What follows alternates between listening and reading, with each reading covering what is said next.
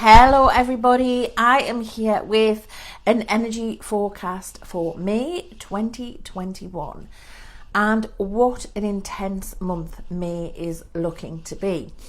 We've got several things happening that might make the energy a bit bumpy and a bit difficult for us to navigate. So hopefully what I'm going to tell you today is going to help. Please take a moment to like and subscribe and to hit the bell so you get notifications of videos that I post in the future. So I sat for about half an hour before I did this video and really tuned in with some nice soft music on in the background and asked what the themes were that we needed to navigate during the month that is coming in for us. And there were 6 themes in general that came through. The first one was surrender, going with the flow, actually letting go and putting your oars down, and the relief that that can give us as humans. So often we spend our time reaching goals, doing tasks, taking action, all of which is really, really important. But when the energy is so intense as it's going to be in May, there is a part of us that just needs to surrender to that and not fight it and go with the flow. If you know anything about energy and law of attraction, then you can create massive effects in your life by aligning rather than constantly doing and being on that treadmill of feeling like you've always got to be busy. So think about how that might apply to your life, to your world. Where are you super busy, always taking action, putting loads of effort in, and possibly feeling a bit frustrated because things aren't coming to fruition? What if you surrendered that? What if you handed that over and surrendered it and instead allowed yourself to flow? So what do we mean by going with the flow? To me, that's about noticing the signs and serendipities that the universe is sending me, the little signals that I see. So for example, I might see a TV advert for yoga, I might see something in the local newspaper about it, and I might overhear a conversation about yoga. The universe is telling me that yoga is going to help me. That's just a basic example. So tuning into those signs and serendipities, noticing what's coming onto your radar and moving towards that, trying it out, giving yourself more opportunities, flowing with where it is you need to be, who you need to be connected with, instead of constantly doing and pushing and pushing. So that's the first point. The second theme for this month is one of practicality. As I was sitting and asking what is it we need to know, I got a really, really strong urge to think about environment. Now, if you're a sensitive person, if you're an empath, if you are energy sensitive, then your environment is going to be mega influential on how you feel. So when you think about your environment and you think about all the stuff that's in it and what it looks like, what it sounds like, what it feels like, what it smells like, all of that is energy. All of the items that you have, all of the stuff that you have. Colour has a vibration as well. So all the stuff that's different colours and essential oils and scents and smells, sounds, they all have a frequency and a vibration. When you think about living in an environment that's energetically busy compared to one that's calm and serene, so if you think about that feeling that you get when you walk into a spa or a health club and there's that lovely Zen music in the background, they've been burning some gorgeous candles, everything's clear and clean, there's no fuss, it's all nice and tidy, and they've probably got a lovely plant and a nice glass of water with some cucumber in. I'm there, aren't I? I'm totally there. That feeling makes you feel, the feeling in the environment, the vibration in the environment makes you feel peaceful, makes you feel zen, makes you feel connected to you. It's so easy to relax in that environment, isn't it? And we can create that ourselves, and we deserve that. I'm not suggesting that you model your home to look like the interior of a spa, but what I am saying is the clean, clear, clutter-free environment. And you can use essential oils to create different frequencies. So some of the ones that when I do energy work one-to-one on people that might come out quite frequently. Lavender, that is a brilliant go-to oil, and most of us have got it as well.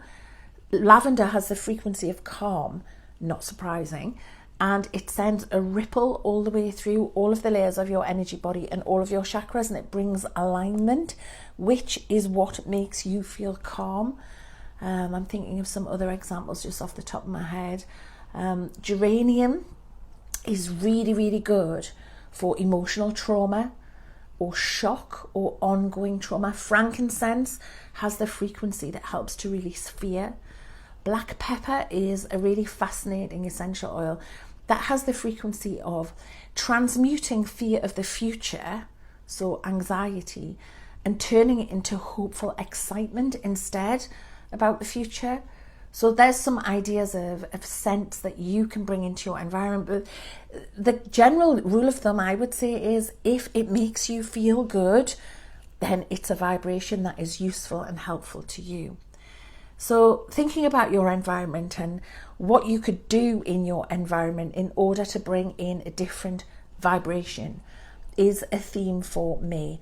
And that is also, there's a self-care subtext to that. There's also a subtext there that will help other people in your world too. And if you can feel more calm, more together, more balanced, that is going to raise your vibration, and you can use your environment to do that. So think about ways that you can do that. If you might want to join a decluttering challenge, you might just simply want to have a big clear out. You might want to paint a room a different colour, get some new bedding, whatever it is that lights you up, bring in some plants and some earth energy, then this is the month to do that. The next theme was to slow down to get more done and breathe. So much of the time we are so scattered, we are so busy, but actually slowing down and allowing ourselves to give our full attention to a task and be completely present can get stuff done quicker. So when you find yourself this month, because the energy is so intense, you might feel at times that you're on a bit of a hamster wheel and you're trying to get loads and loads done. Try and bring yourself back to your center. Just take a moment, take a breath, and put your attention and focus on one task at a time. And if you have to chunk that task down into smaller tasks in order to get it done and in order to keep yourself out of overwhelm, then that's a really good strategy. But slow down in order to get more done. It sounds counterintuitive to our human self, but if your ego starts to argue with that, just turn your ego down and stick with the plan. The next theme was balance. So when I asked about this, I got information through that this has to be in practical ways. So it's finding balance in our lives. It's looking for opportunities to bring in. If you think of your life, there's an exercise that you can Google actually called Wheel of Life, and it's simply it's a circle that's segmented up into different sections, and the idea is that you rate yourself on each of those sections. So family, income, health and wellness, spirituality, work, fun is on there as well, recreation and leisure, and you rate yourself with the intention of finding out where your life is out of balance, so that you can look at it and you can start getting action steps in place in order to find more balance, because a wonky wheel is going to make the journey of life really bumpy. So where do you need to find more balance? What is it that's going on in your world that's creating chaos, creating drama, that's difficult, that's keeping you out of the flow?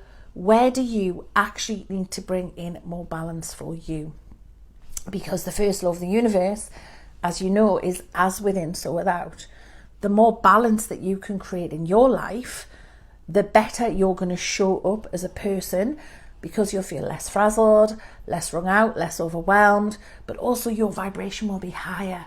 So you're going to be able to attract more goodness. And all of that adds up to a better life experience, more positive emotions, more positive connections, more positive interactions with other people. So it's winning. The next theme that I got was to be grounded, to be really grounded and as present as we can be. While the energy is so intense, it's going to be important for you to be in the present moment as much as you possibly can. This means observing your own mind and not fast forwarding too far into the future and worrying about what might happen. Remember that your power is in the present moment and not going back over stuff. The land of regret and guilt is the past often. If you want to revisit the past, look for the happy memories, look for the wisdom that you can bring into the now, but don't bring all of your baggage into the now time if you can help it. Be as grounded as you can, be as present as you can, and you might find that you have to ground more than once a day. So many of us do it in the morning and then we forget to do it throughout the day, and especially if you get triggered or if something knocks you off your perch a bit, then you might have to ground again. So it's so quick and easy to do. You can literally go outside and you can stand on the grass with bare feet if you want to, or you can just touch a tree. You can just touch a branch on something that is grounded, and that will also ground you too. Also, an interesting little fact that I found out quite recently is that certainly in the UK, and I think this is a worldwide thing as well for safety, your water system is grounded in your house. So I found this little fact out and I asked my dad about it because he's the fountain of practical knowledge in my world. And he said, yeah, it's grounded because if lightning strikes, then if lightning strikes the earth, we need to make sure that it doesn't travel through the pipes and electrify the pipes in a house. So it's all earthed and grounded. So this was interesting. I did a bit more research on this, and apparently you can touch the tap, or you can even the water that comes out of the tap is grounded, and so is the actual tap, the metalwork, because it literally is grounded into the earth. So if you're in an office or if you're in your house and you can't get outside, if you haven't got easy access to outdoor space, you can use that. You can take a deep breath, you can go to the bathroom, you can put the water on, you can touch the tap and you can touch the water, and both the water and the tap are grounded. And I've seen experiments on YouTube where people have had grounding meters.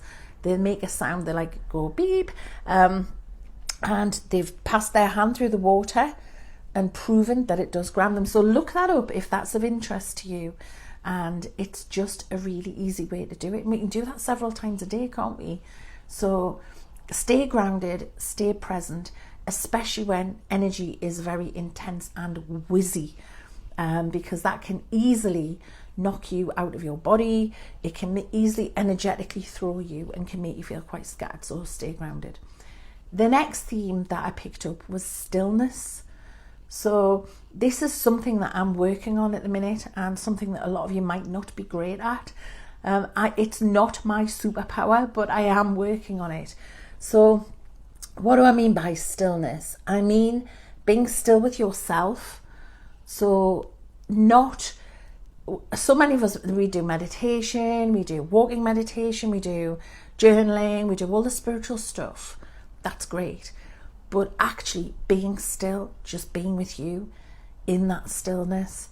And it feels a bit uncomfortable at times, especially if you've got stuff that is coming up, especially if you've got stuff that you're working on. It can bring stuff to the surface that can feel a bit uncomfortable. But when you have got stuff in your shadow and in the dark, bringing it into the light of consciousness and observing it with compassion can be very healing. So many of us have been in isolation and been disconnected from distraction, but have you actually been still? That inner stillness is something that can accelerate our progress immensely, because it can help us to identify where we need to do the work, where the wounds are, what we need to let go of. And a short period of stillness, 5 or 10 minutes, followed by journaling, followed by a mindful walk, can really help you to get in touch with you at your core.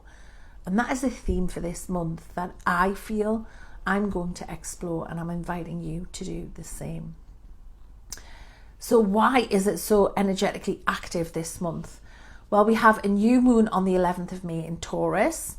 So this new moon is about new projects, new beginnings, stuff of a practical nature to bring comfort and to bring clarity and simplicity into your life.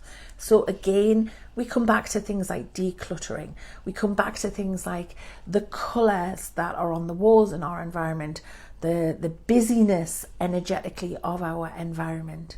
But it's also a time, the new moon, to plant new intentions, new seeds. So especially good if you're going to be doing anything in terms of your home and remodeling, or maybe it's in terms of your wardrobe or something else practical in your world. Excuse me. It's a good time to be doing that. And it's about nurturing your senses. So what is it that you need to bring into your world to nurture your senses? Is it something like a lovely shower gel to use in the morning? Is it some meditation music that you absolutely love, or a pop song that you find really uplifting in terms of sound? Do you want to go further into that stillness and listen to the bird song in the morning? What do you need to nurture your physical self? And there's also stuff in there about what you're consuming in terms of food and water, caffeine, alcohol, all of that kind of thing. We know we need to cut down on processed stuff, and we know that eating a clean diet, preferably plant-based, is best for our energy and our vibration. You could initiate something like that with the new moon, try some new things and some new ideas. So that's on the 11th of May. The full moon is a super moon on the 26th of May. So it's the blood moon because there is a lunar eclipse which will be visible in certain parts of the world, and it gives a red tinge to the moon. It's a very, very intense energy, and the blood moon can be associated with stuff suddenly leaving your life. And this can be a situation, it can be a person or a relationship. It can be associated with sudden change, but sudden change can be really, really good. So hold the intention now that everything is happening for your highest and greatest good.